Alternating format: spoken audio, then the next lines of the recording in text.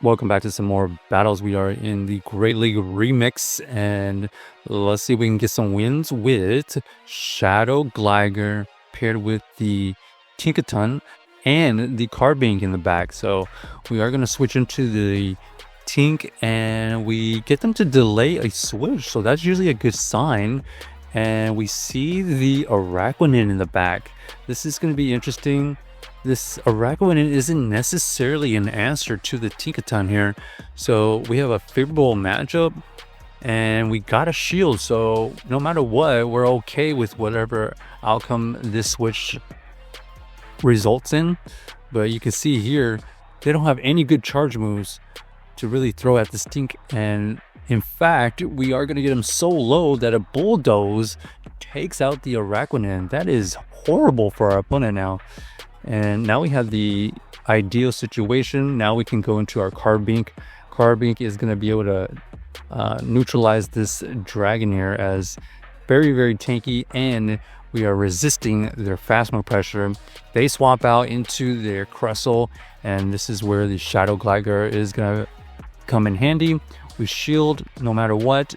Even if it's a bait, we are going to be firing off our nice slashes, and they realize that they really have no chance, unfortunately. Even the Carbink, even if they took out the Gligar, the Carbink would be able to farm down the Crustle, and then you'll have energy towards the Dragonair, and that Dragonair has 0 energy left.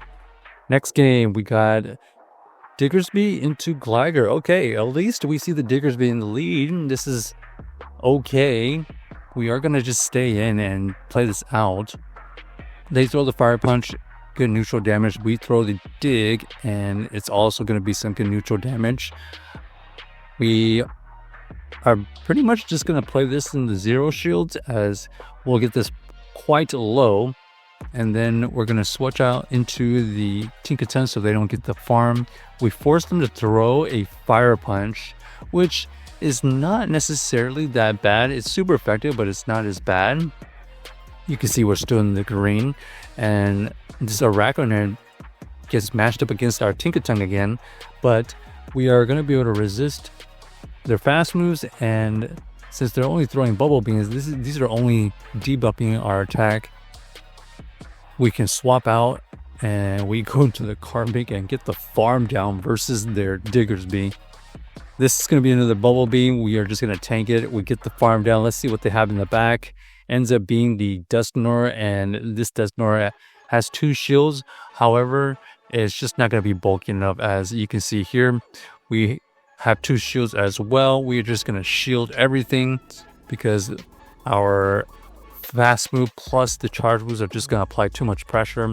We have a move ready on our Tinkaton, and we're just going to fire it off. Bulldoze is used and gets them to shield, a very ineffective move. We get them to try to use some energy, but our opponent is very patient. They go for the Shadow Punch bait, and that is not going to be enough to win them the game. So GG's to our opponent, able to win that game with our backline.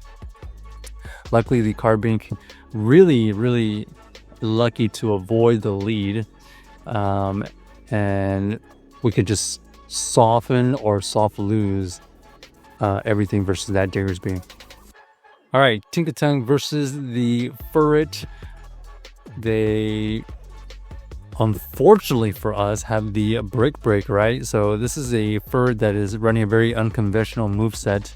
Brick Break, pretty good into this situation, as their normal movesets, Swift and Trailblaze, would all be resisted, but this Tinkaton is actually putting in a lot of work, even taking down the Furret still. So we fire off another Play Rough. Play Rough is going to get shielded by this Jump Love. We decided to tank the move because we anticipate that our Gligar has no play in the back.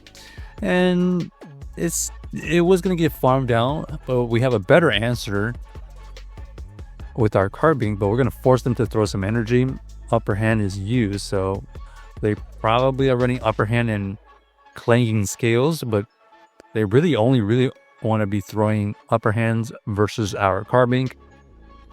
We go for another charge move and we get their last shield. So we anticipate this having energy ball. Yeah, makes sense that they will switch into the jump love only with the energy ball. and we get to another move here. This Power Gem takes out the Jump Love, and unfortunately for them, that Como has no fast move pressure towards our Carbink. So GG's to our opponent. Once again, Carbink saving us. Ooh, this is a favorable lead. However, even though we are resisting their fast move pressure, you can see how much damage it's already done. So we're just gonna stay in, fire off the Night Slash bait. We do get that shield, and this allows us to get to another move. This will get the second shield or the KO. They decided to let it go. They swap into the Florges, and we're gonna have the Tinkaton ready. They counter swap, and this Toad School here is gonna be able to deal mainly fast move pressure. We decided to call a bait there. It ends up being the Wrap bait, which allows us to get to another move and get their last shield, and we get the debuff. So let's see if we can come back from this situation.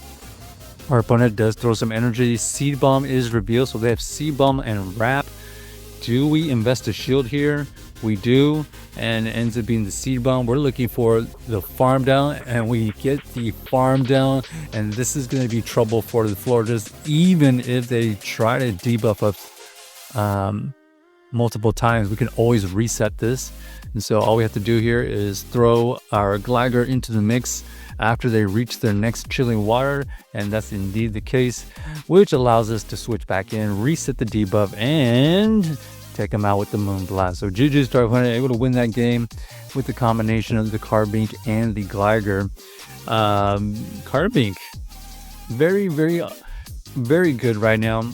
Unfortunately, it is one of those ones where you gotta get to level 50 and get a lot of XLs for. All right, against the Fortress here, this is going to be quite interesting. They get the debuff, we get the huge damage initially, and now we're just going to go for these Night Slashes. Our opponent does call the bait, and let's see if they throw a Rock Tomb. No Rock Tomb, they actually throw the Sand Tomb, debuff us, but they switch into their Furret. Is this Furret running Break? Why would this Furret be the answer to this Tink? We could have a situation where our Carbink is really good in their backline again, since this is their best answer to the Tink. We're just going to let this go. Now this Furret is double boosted. We're going to go right back in with their Gligar as we are very close to a move. This Night Slash does take him out, and there it is. That's why. So another Dragon in the back. We are going to be able to basically wall that thing. Check out the team if you haven't already, and let us know if you enjoyed the video.